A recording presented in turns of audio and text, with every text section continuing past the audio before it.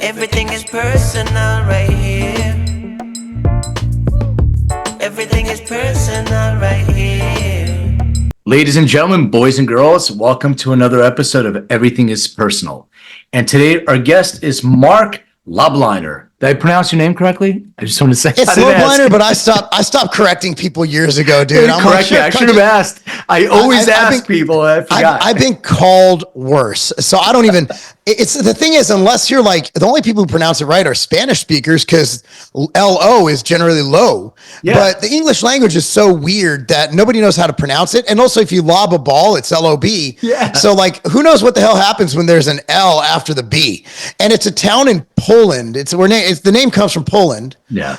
There's a town that starts with LUB, and that's where my people come from. So that's where my father's side came from. So I'm sure it was probably spelled with a U. Yeah. But I'm sure they went to Staten Island and they're like, how do you spell it? They're like, fuck it. We're just going to go LO because that's what we're going to do. Because a lot of the names, people realize like a lot of names when people came over here, they're not the same as they were. Because you're transcribing it to English, you're doing different things. So who knows what the hell our names were at the end of the day. So I was born in Lithuania, and my dad's side of the family, my grandmother, they're all from Poland.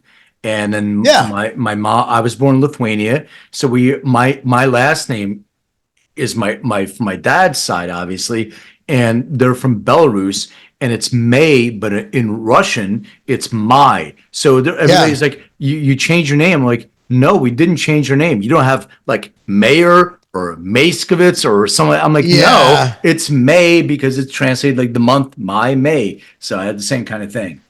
You know the moment when you realize that your high hit you way harder than you expected.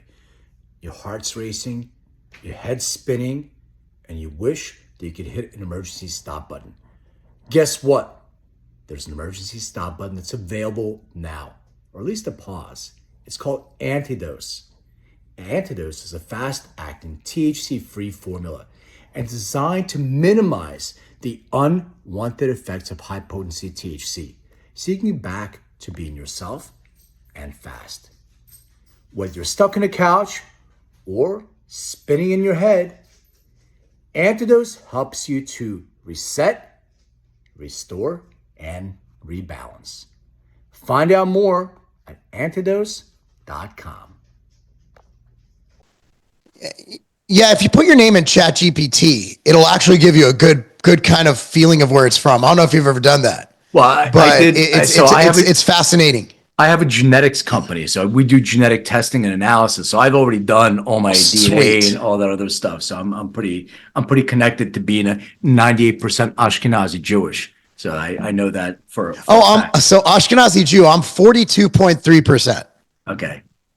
42.3. That's just enough to play the victim card when I have to. Exactly. I mean, and I could tell the jokes. I mean, it's just enough. And I love the fact that genetics testing has ruined a lot of people's lives, right? Like, who was that? Was it that host of The View? Was it Sunny Holstein or whatever? Where she ended up being a descendant of actual white slave owners. Yeah. I was like, and then Elizabeth Warren, that was my favorite because she actually didn't have to tell anyone. She's like, see, I'm Native American. It was like 0.0. It was like less than the average American is Native American. And so I love the fact that genetics testing has because we're all mutts, dude. Like, humans have been around a long time. And to think that like, you didn't have any like slave masters with slaves and all this, like to think that you're a purebred, like, yeah, good luck. That's not happening anymore. There's no such thing as a homogenous race. Like, it's like save the white race. I'm like, y'all should have been talking about that like in 1700. Like there is no white race. There's just people. Yeah. All right. There's people with a majority of one thing over another. There might be some pure people coming over from like, I have a friend from actual Afro from Zimbabwe.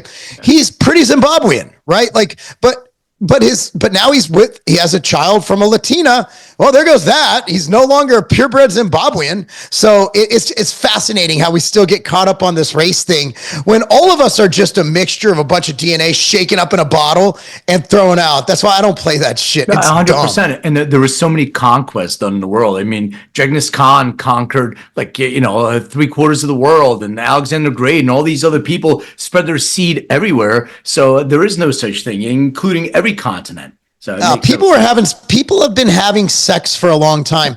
And that was, I believe, Genghis Khan, correct me if I'm wrong, you might want to fact check me. Yeah. I don't know if they invented the pull-out method by then, which is 99.7% effective. It's just a matter of having the discipline to actually do it. So that's kind of, anyway, that's my genetic testing trivia for the day. Yeah, no, I completely agree with you. I want to ask you a question about sports drinks. So I find it fascinating that elite athletes, and I don't want to throw any brand under the bus, but I'll mention, Gatorade's synonymous with sport drinks, and there's Powerade, and all these different things. And, I watch these elite athletes all across the board drinking these sports drinks. And I never understood, why would they be putting all this crap in their bodies? I wanted to ask your thoughts on that first. So time and place application, right? Now we can argue about food dyes. Let's assume there's no food dyes. Let's get that out of there. Let's just talk about fueling and substrate for fuel.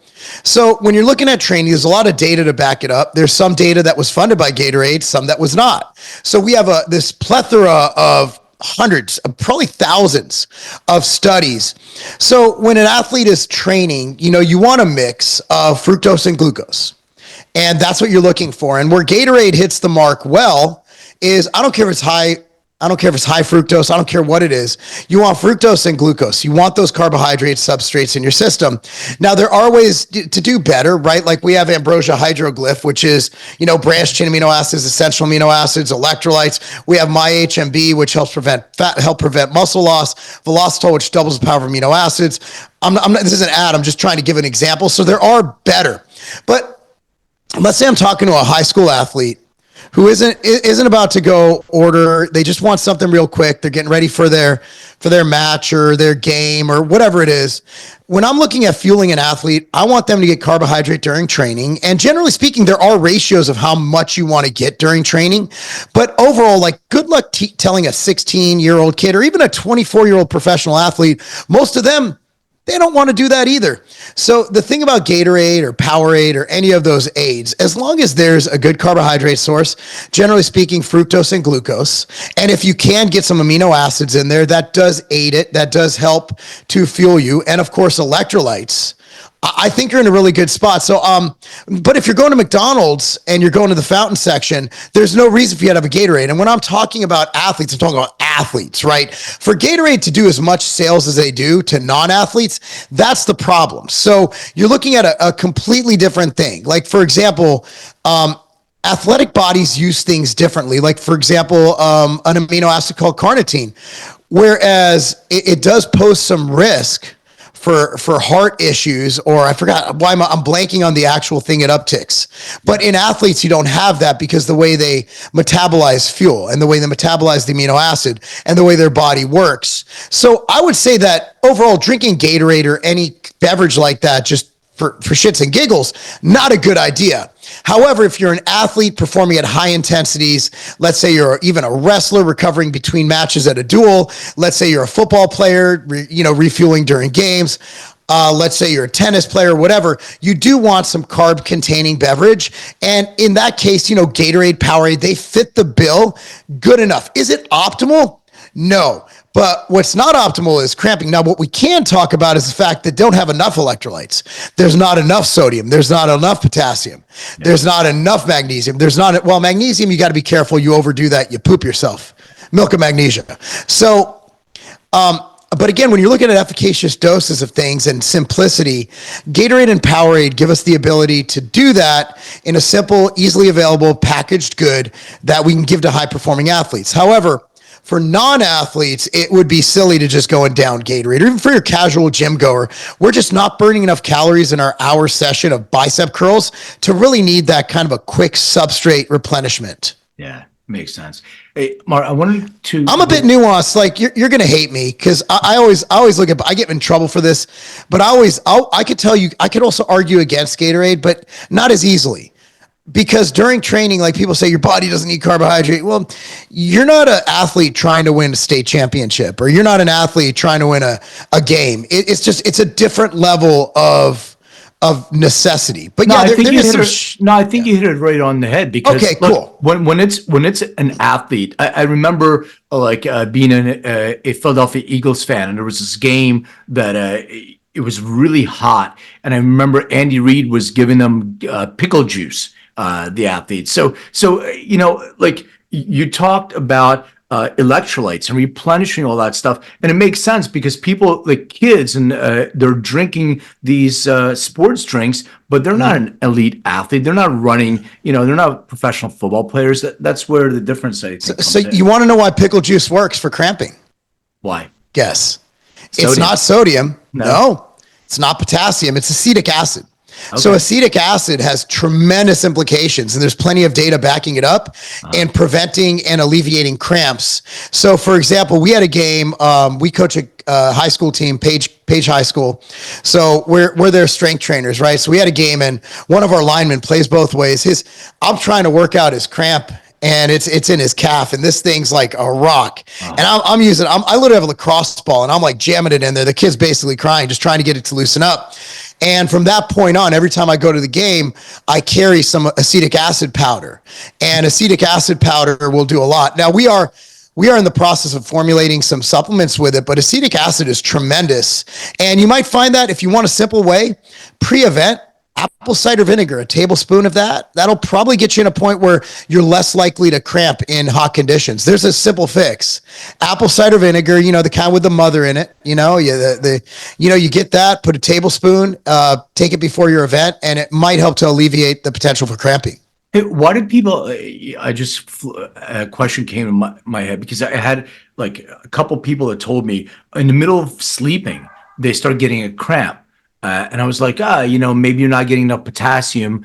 Eat a banana when you wake up. But you're sort of educating me on this. Why would they be getting that, and what can they do? So it's happened to the best of us, man. I remember one time we actually got a workout in. My partner Sean and I we did Exos, which is it's a high level training certification. We did mentorship, but they make you do everything, right? So we were like 6 hours. It was hot out, and I remember I woke up and my hamstring just cramped up. So there's a lot of reasons for that: dehydration, electrolyte imbalance, things like that. Sometimes it just happens, and you try to alleviate it the best you can.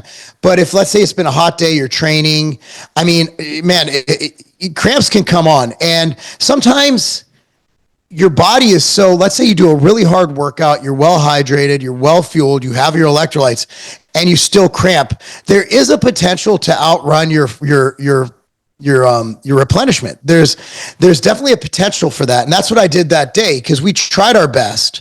We were drinking electrolytes throughout the day, and still, I woke up, and I remember I was upstairs, and I kind of hobbled downstairs. I grabbed a banana, and nothing. But if that happens to you again, if you have some apple cider vinegar, some pickles, stuff like that, that'll get you in a good spot to help to relieve that cramp. Got it. Hey, but where did you grow up? I was born in Chicago. I moved from Chicago at 6 months old, and I grew up in Southern California. I lived for a while. I lived in, I can't even remember, Garden Grove, Simi Valley. I spent some time in Burbank. I went to college in Thousand Oaks, Simi Valley. Did I say Simi Valley? Yeah. Culver City, California. Yeah. That's where I went to high school. So I guess if you ask me, I guess you got to claim your high school is where you went, where you grew up in California. So I'll go for Culver City High School, class of 98. So that would be where I'm from. Then I moved to North Carolina. After that, moved my business there. After that, I moved to Illinois to be near my brother. Illinois is filled with communists. So then we moved in. Now we're in Tennessee. Moved out in 2019. And my brother's in Melissa, Texas. So I'm basically a Californian. I'm a journeyman. But I'd consider myself a Tennessean. I'm never moving from here. It's the greatest state in the union, in the world. I'm going to be in Tennessee in April. So what part? Nashville, and I want to go hit Memphis. Like I'm a big music guy, so I want to go. I could tell. Music scene. I live in Brentwood, which is a border town of Nashville. So I'm 20 minutes from the airport. Got it. So, which is why I love where I live. It's right by the airport. Yeah. We're right by Nissan Stadium. It's great.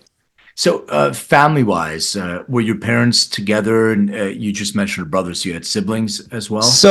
So yeah, I have one brother. He's 50. He's old. And essentially, I'm gonna be 53. So you're really old. I'm 44. I probably told that from the class of 98.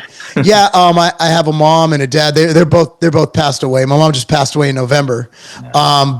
But yeah, it's I had a dual parent house. We had a weird upbringing. My father was sick, complications of type 2 diabetes, and my mom was an addict throughout her life. So it was an interesting upbringing where in and out of mental institutions and just weird stuff. I basically, from the year 10 on, I raised myself, which was fascinating because I actually turned out to be okay.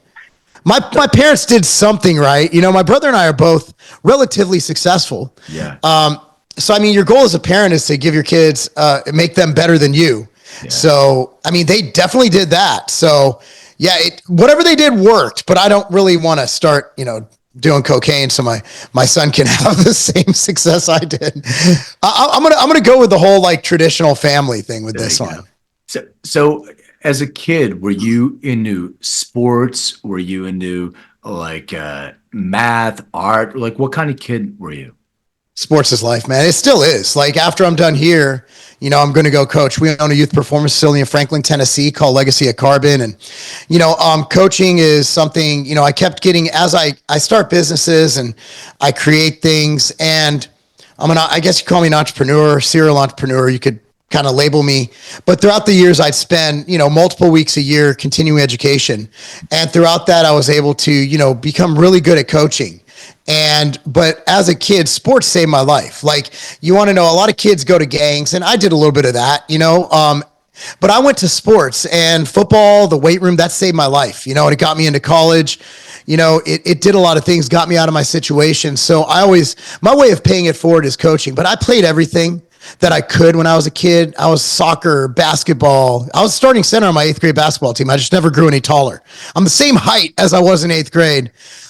Football, you name it, I played. I was swim team. I did everything. And then, when I was, baseball was my main sport. And then we moved into a bigger city. We were in a smaller town. Then we moved to Culver City. And, I was on the baseball team and I was a starting third baseman, but I wasn't the guy, right? I was the 9th guy.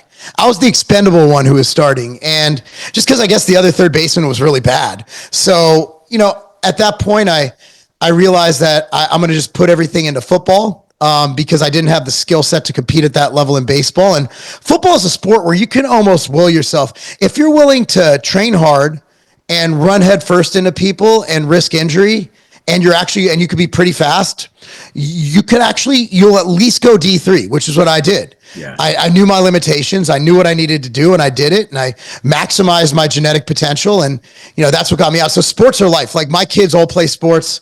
My daughter, state champion soccer player, just phenomenal. She went on to college, quit playing soccer, but she's great. She's crushing it. My 11-year-old wrestles and plays football. My 16-year-old's a hell of a wrestler. Hopefully he's probably going to place in state this year. My 11-year-old's a 2-time All-American, and, he won state before. So, I just got back from Colorado last week at a national wrestling tournament. My kids, I don't know how to parent. I have no idea what I'm doing, but I do sports, and it keeps your kids in line. Think about it. Wrestlers can't drink. They can't party. It's year round. We're at tournaments all year.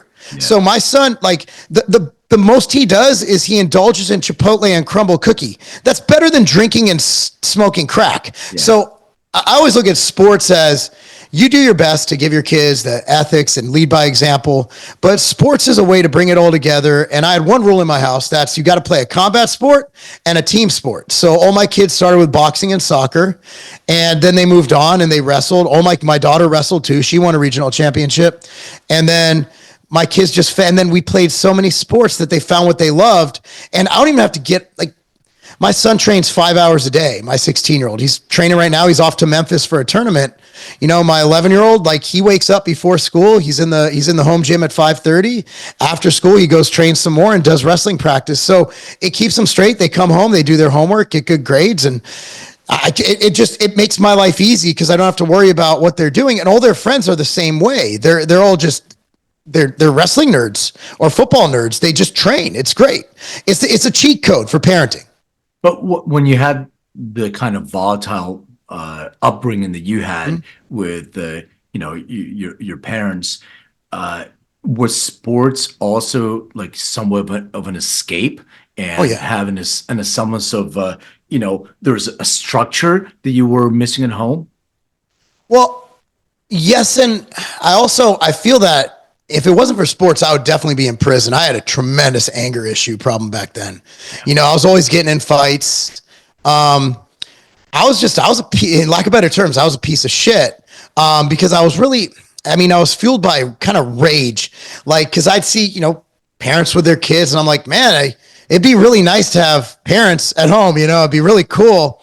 And, but my dad was there when he could. Like, my dad was sick, but he never missed a football game.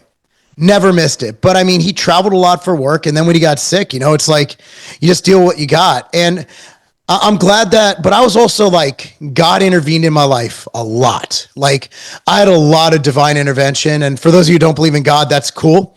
Call it coincidence, call it karma. I don't know. But when I was a sophomore in high school going into my junior year, I was like, I need to play football and get into school, and knowing that I'm not going to grow any taller, very unlikely. And, I asked, Coach Miles was his name, and he was training they used to train after practice. His name was Leon Hatton, was our outside linebacker, and Coach Miles was the coach. And one day I went up to them and they trained so we trained from 1:30 to 2:30 as a team.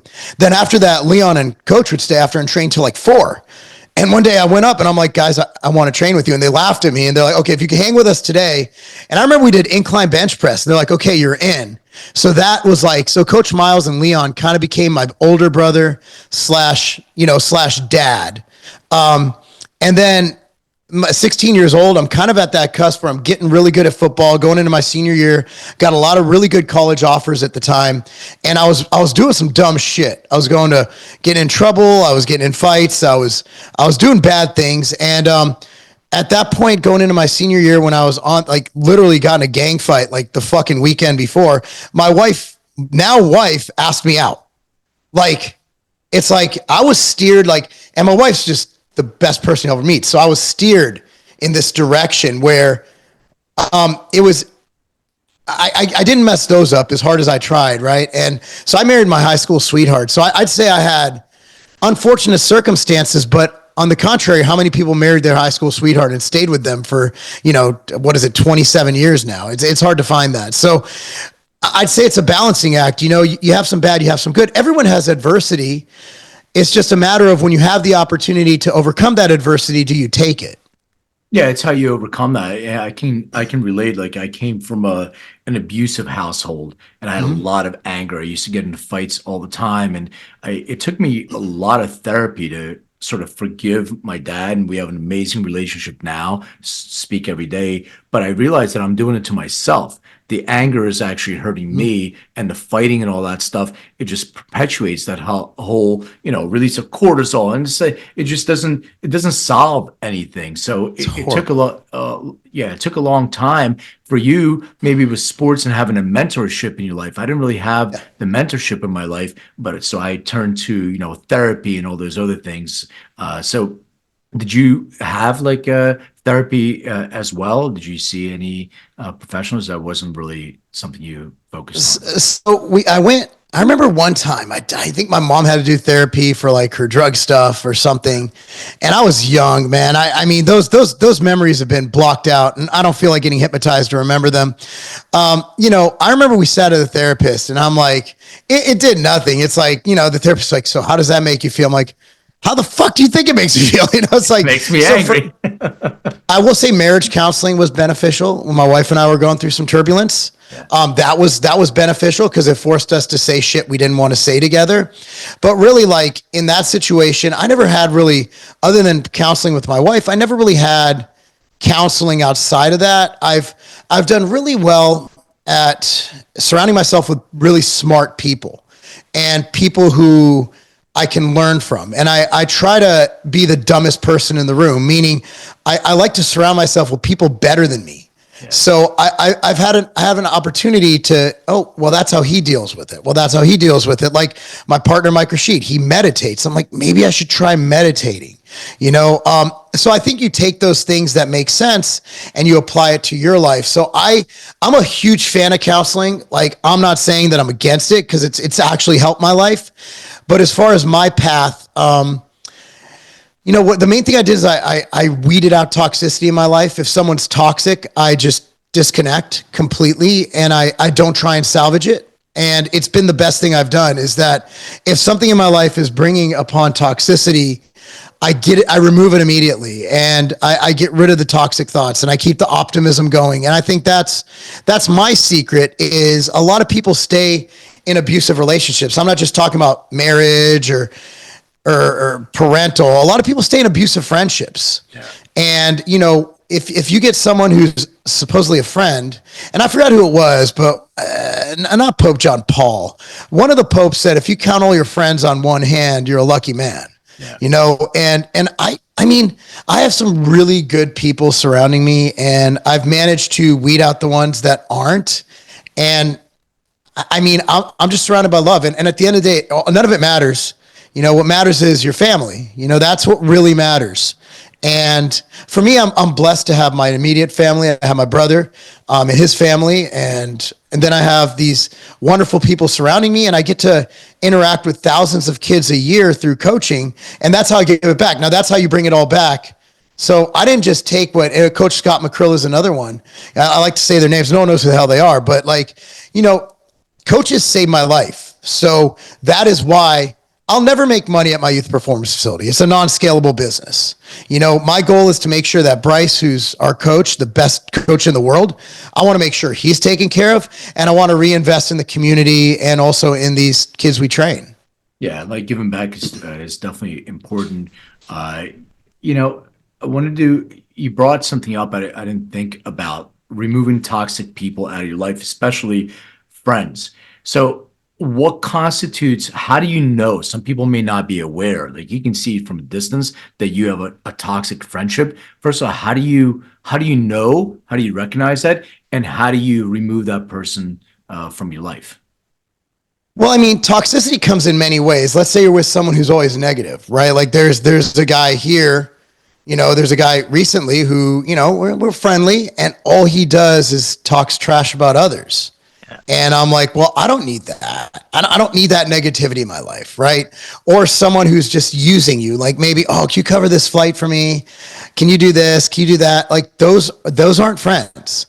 Like, friends don't do that. Unless, like, I understand there's situations where, hey, I'm going here. I would go, but, I just can't afford. I'm like, dude, I got you. Come on, let's go. Right. But if it becomes a habitual thing, they're using you. And I've had situations where I have friends who are very big-hearted people.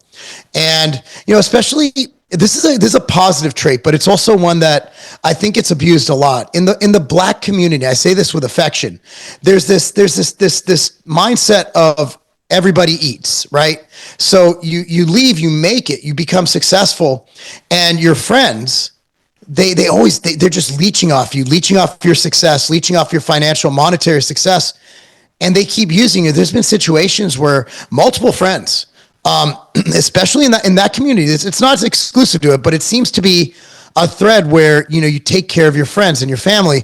But let's say you have a cousin who just keeps doing it over and over, and you're like, dude, you have to pull them aside and say, you probably want to evaluate the fabric of that relationship, because it's a real parasitic relationship at this point. There's no synergy going on. So you really need to evaluate that. So again, they take advantage of you emotionally, financially, and in many different ways. And the way you cut it off is you just say, hey, look, I have no time. Because at the end of it, you shouldn't have time. If you have a family, your time should be spent with your family. And that's another thing. Who has time for friends? Like, I want to have friends, but I'm not going to sit around with my bros and watch Sunday football when I go to the field and play football with my son. Yeah, no, it makes total sense.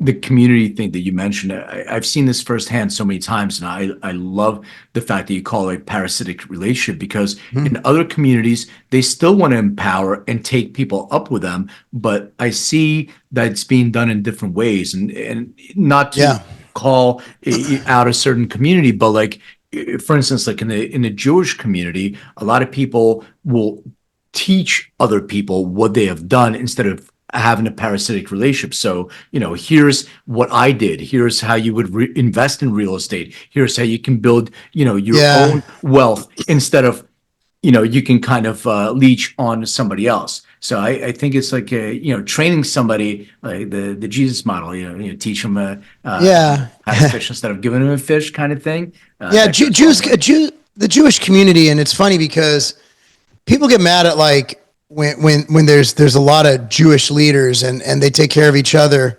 And I understand that it appears that everything's run by Jews. And I think you could look at scores like my daughter, when she graduated high school last year, I think there were 24 valedictorians. I didn't know it was possible. That's like having 2 world champions, right?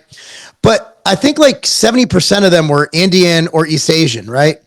And I'm looking at it, it's cultural, right? So they bring it up. And the Jewish community, it's a very close-knit fabric, but it's also doesn't appear to be parasitic. It appears to be more of a symbiotic, just like, and I'm outside. I've never lived in a Jewish community. I lived in North Carolina. I think I was the only Jew in my neighborhood. Funny stories, but that'll take too long. Not bad, but funny. And, like Tennessee, like there's some in Nashville, but there's not many where I'm at. There's a couple hundred out of so I'm not like the Jew. But I look out and I'm looking towards the Jewish community. And instead of having hatred towards the Jewish community, other cultures should be like, okay, here's a culture that no matter where they go, they find success. How do we do that? Right? Like, how do we replicate the success that Jews have had? And it's not because we have meetings every Thursday night about how to take over the world. You didn't get a call? You didn't get a call Thursday for our meeting? If you can get me on that Zoom link, I've never got this is the only Jewish Zoom link I've had. Yeah, but you just see, and my parents didn't get the memo. Like, we didn't have it like that. Like, my mom literally served in the Israeli Defense Force, and I'm not in the club. Like, what the hell, man? Like, I want to get in that club, right? The one who canceled Kanye. How do I get in that club? It's astounding that, look, man, I could say the same thing about Asians and Jews. I really think that we should look at what they do culturally to have higher test scores. To have, basically a better median income success. Are Asians in a cabal? Like, maybe, I don't know. I haven't been invited to that one either, but I just think it's cultural. Also, I think Judaism, if you've been to a Jewish wedding, which I'm sure you have, it's less about God. It's more about the people, the culture, the faith, the hardships. So I think you have that cultural identity that just drives Jews to be focused on more things. Like every Jewish mother, my son's gonna be a doctor or a lawyer, so they set the bar high, not like I don't want my kid to go to prison. No, my kid's gonna be a friggin' lawyer. That's how Jews think. At least that's how I see it. Maybe I'm not talking about old Jews, but if you look at success and who becomes really successful, it's not because their last name's Leibovich. Yeah. It's because they have this instilled culture. Also, I would like to say, I don't know the statistics, but it just seems like Jews are more likely to have a mother and a father in the household raising the child. I don't know the statistics either, but I don't either. I could be wrong. You're absolutely, well, I mean, look, it's a very small speck in the world. The Jewish people and the amount of success, the amount of Nobel Prizes, the amount of contribution they made to the world is unparalleled compared to their population. And I do think one of those things is, there's a level of intelligence, there's support, but I think there's also this notion of giving. Like, people talk about chosen people. And I'm not a religious, I'm a tattooed Jew, so I'm not a religious person. I'm basically a Christian at this point in my life. I'm Jewish by heritage. Yeah. So look, I speak on it as a heritage, a community.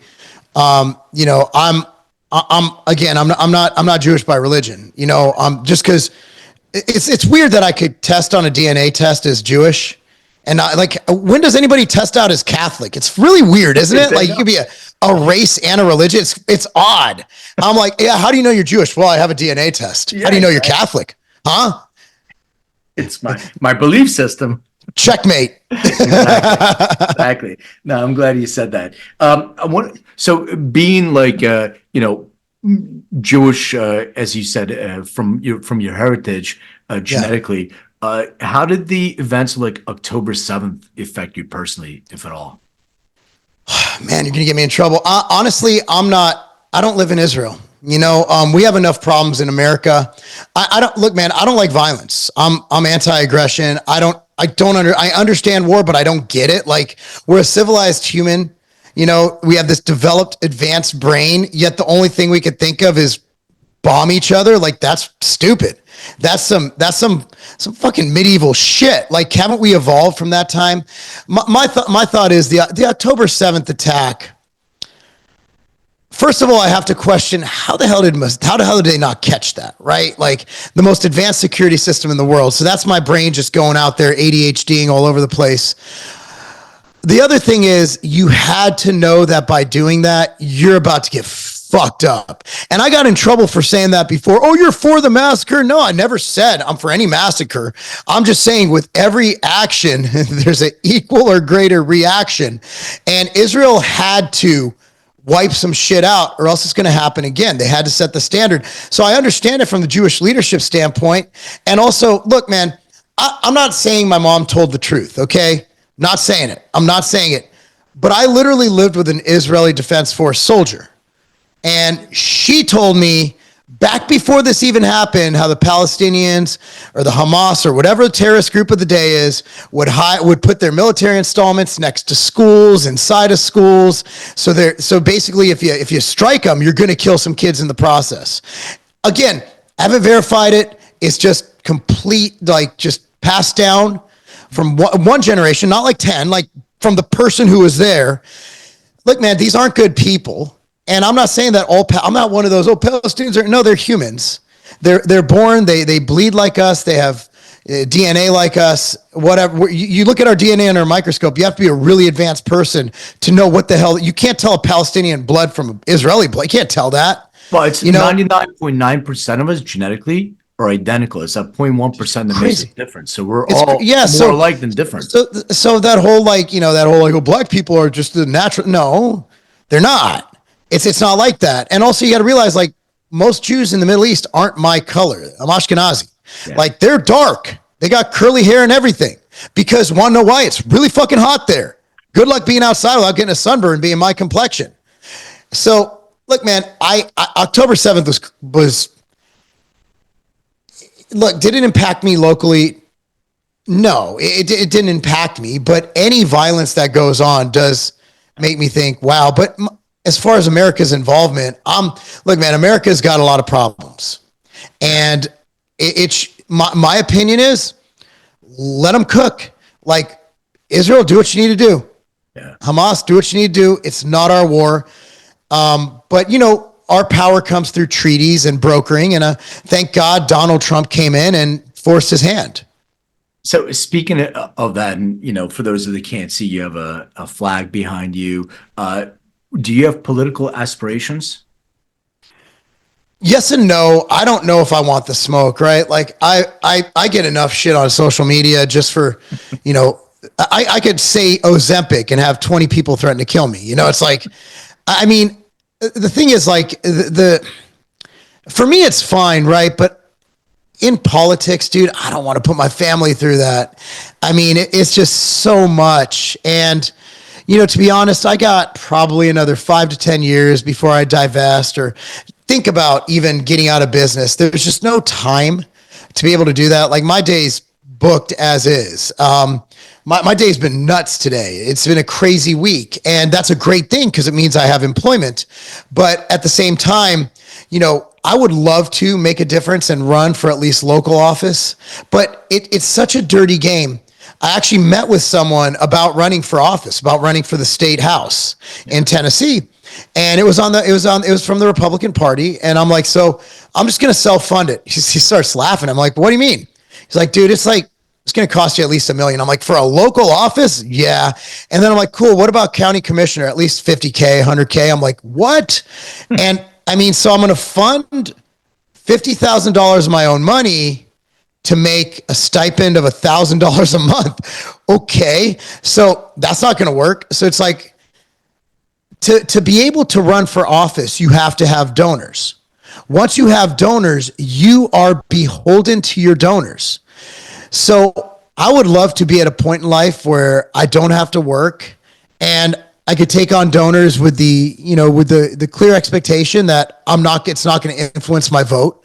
But I mean, you see what people are going through from taking, grants from APAC and everybody else. It's like, you're owned by the Jews. It's like, who else is going to fund my campaign?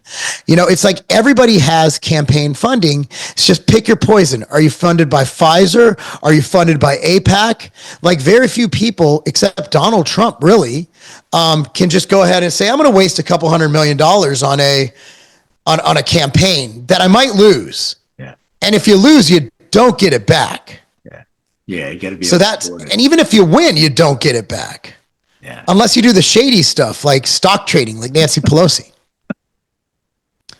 Wanted to ask you, the football training when you were doing your incline bench and all that stuff, was that your foray into bodybuilding? Is that how you kind of started?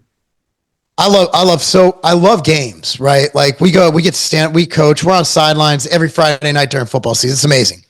Cause I'm living through them, right? I'm like, this is amazing. I don't coach during the game. I'm just a strength guy. Someone comes out with a cramp or something, I'll fix them up, right?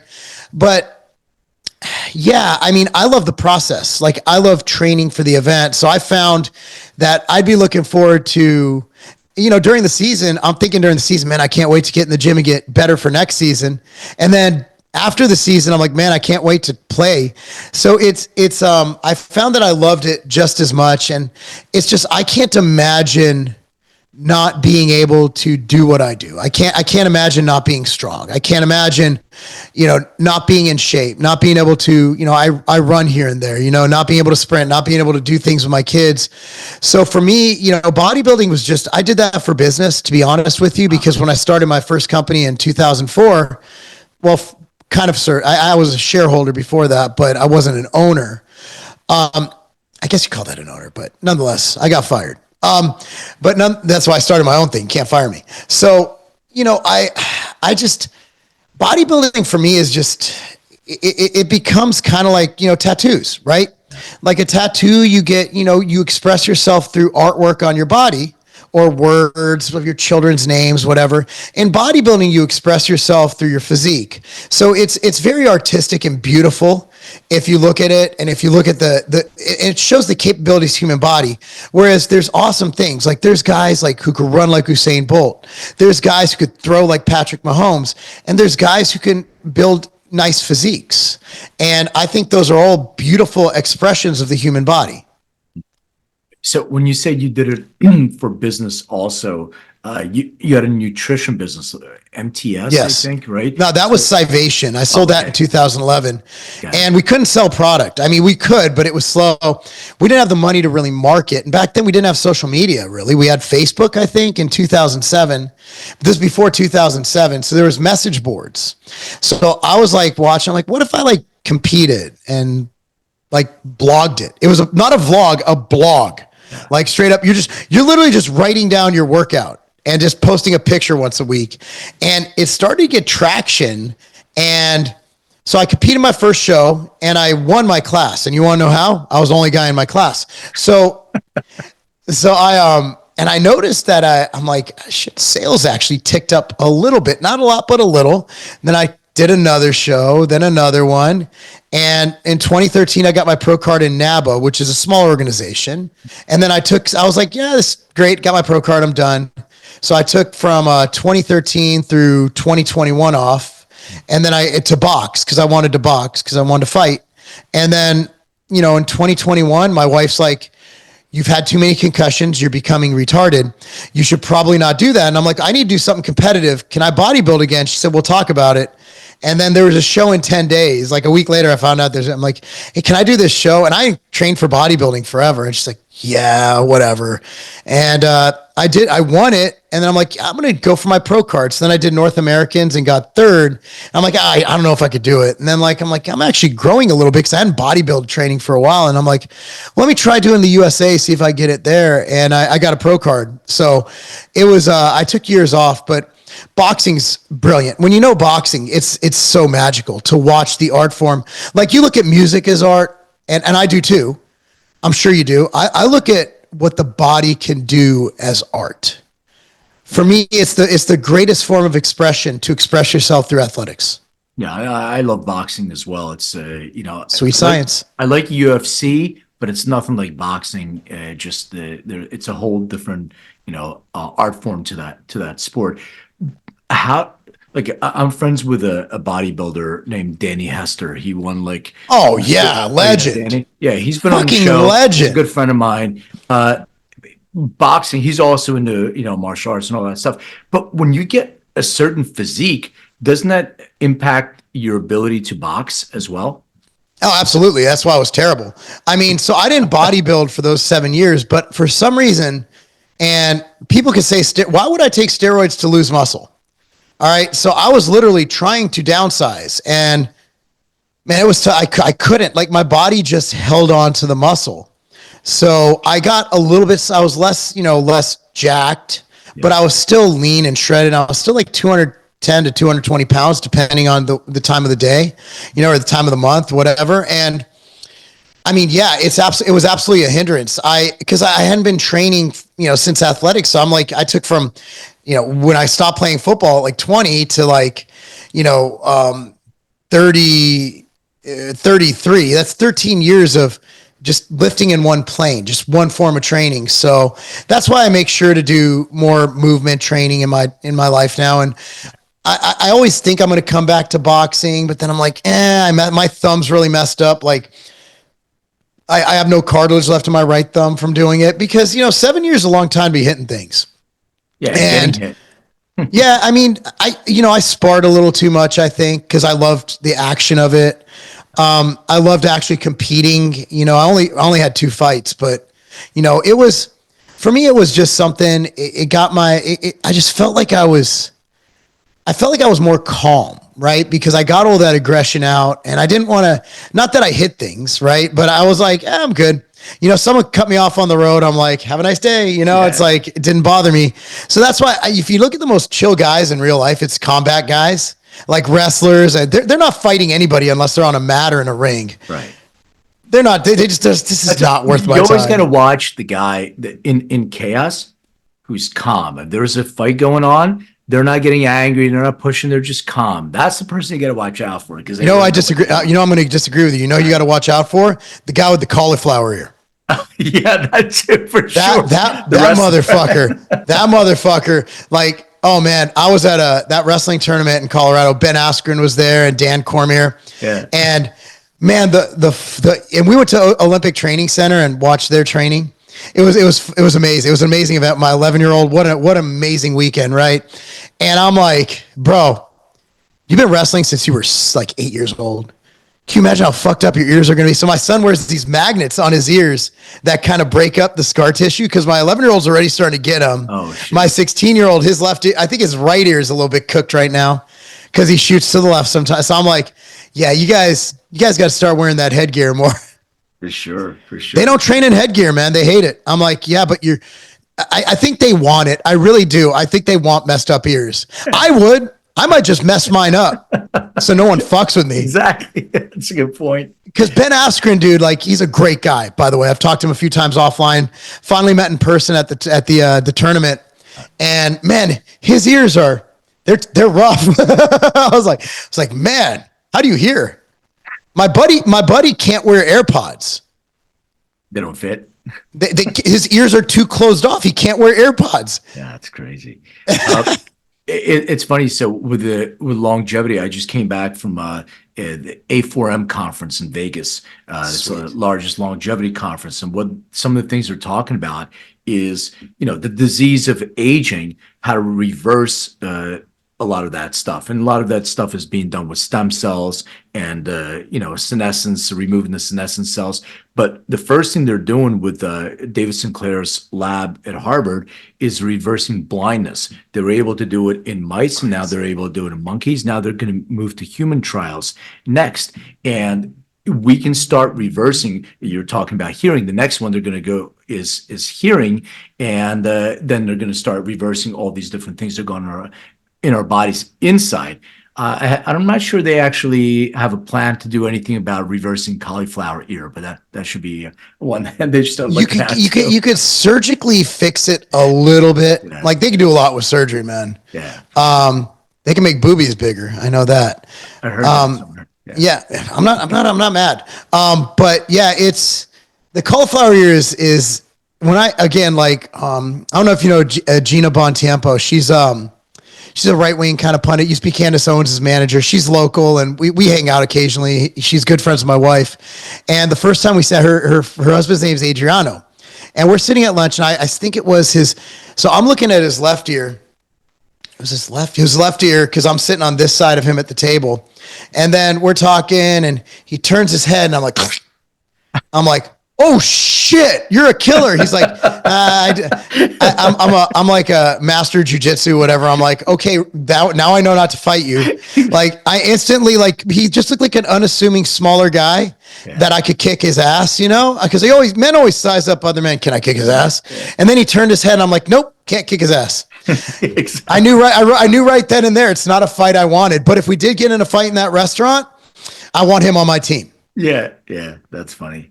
Have you ever thought, because you talked about, next 5-10 years kind of moving on to something else, what is that legacy like? Where do you see yourself kind of going, and what do you want to leave behind?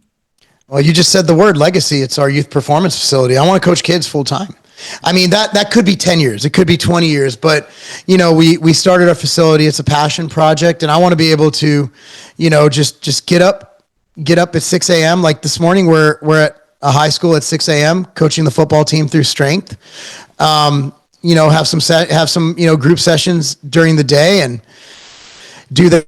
That's how, I wish I had more kids, and I don't have anymore because I get to, partake in all these, in helping to mold these children into great people. And I'm not saying men, because we have a lot of really awesome girls. And I have a daughter. It's like my daughter is alpha. Like she's doing so much at her age. She's going to Kelly School of Business, which is so hard to get into, direct admission. She got in and she graduated in 3 years, and she's already got her first job lined up, her internship, which could lead to long-term.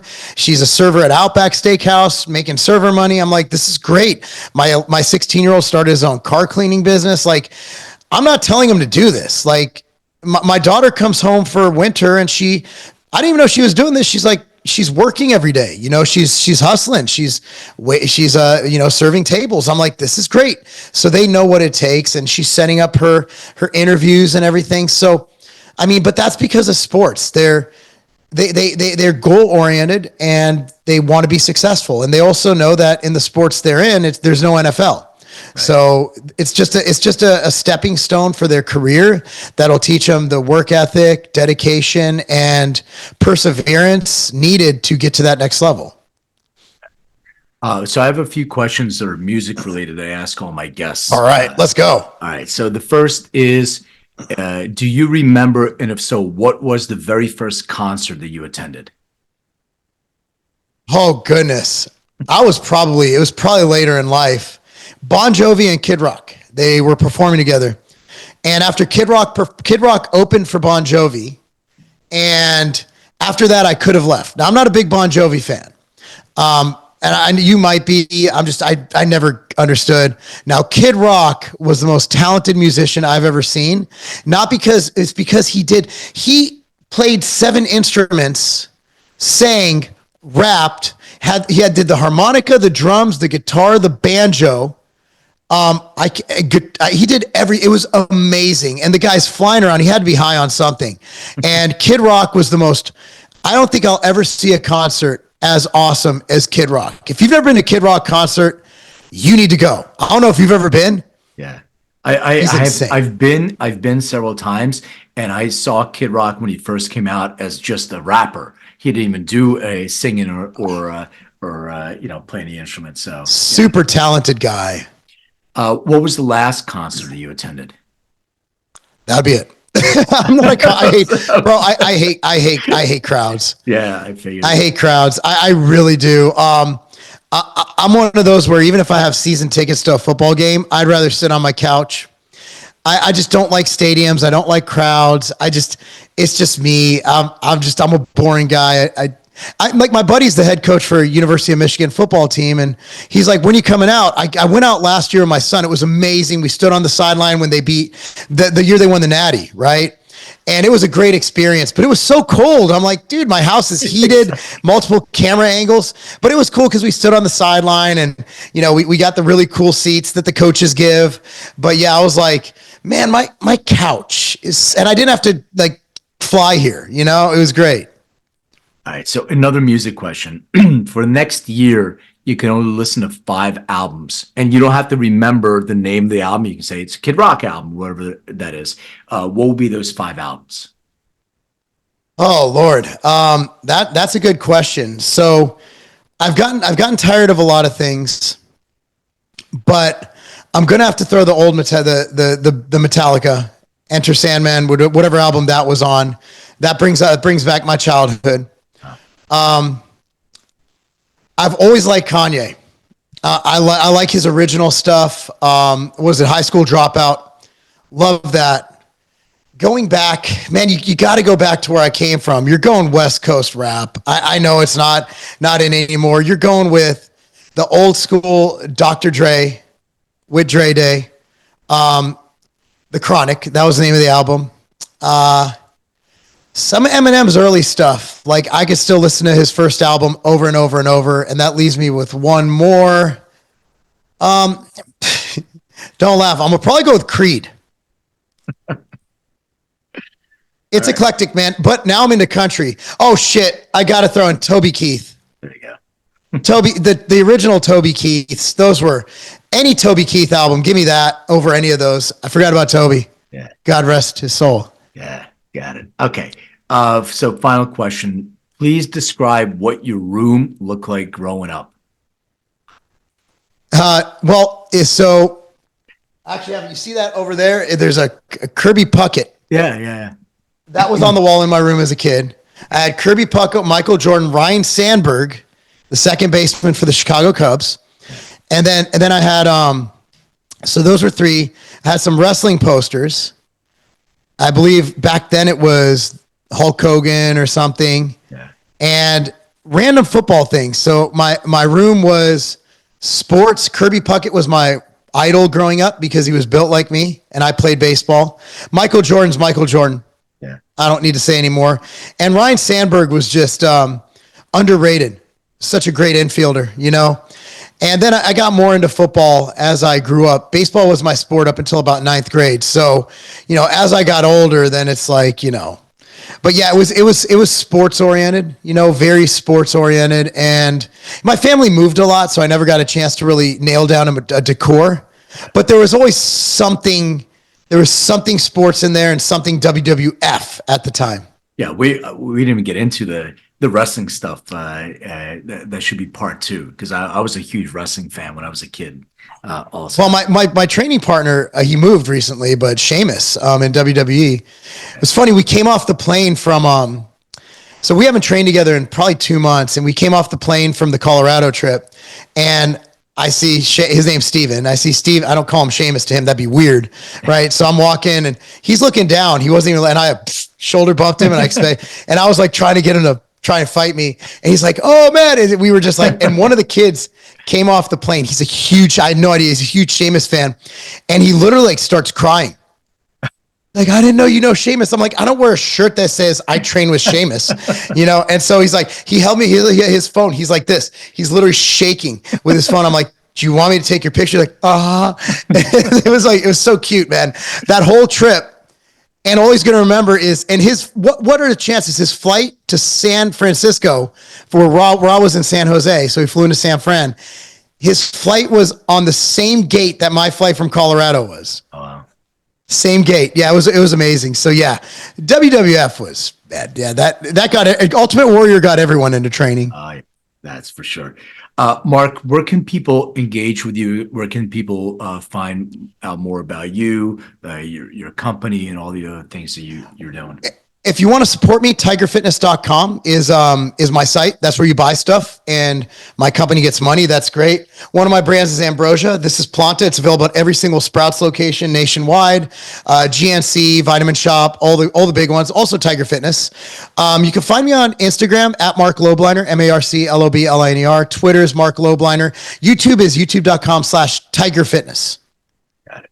And for my audience, I want to thank you so much for listening, and thank you for all the wonderful reviews and likes and all that other stuff. So don't forget, if you're on YouTube, subscribe and like and share. And thank you for buying my book and all the other stuff. Keep the feedback coming. I always like, even the bad ones. I learn from those as well. Marc, man, I really want to thank you. This has been great, and hopefully when I'm in Tennessee, I'll hit you up. Yeah, do it. You come out to the facility and get a workout in and watch the kids train. It's always inspiring to see them train. Trust me, it's worth your time. Cool. Appreciate you, brother. Thank you. Thank you, man. Hey everyone, thank you for watching and listening. And don't forget to hit the subscribe button, share this episode, and hit that bell. Like, comment. I so appreciate that. And check me out on social under Len May or Len May DNA. Find out more on LinkedIn or lenmaycoaching.com. And remember, everything is personal.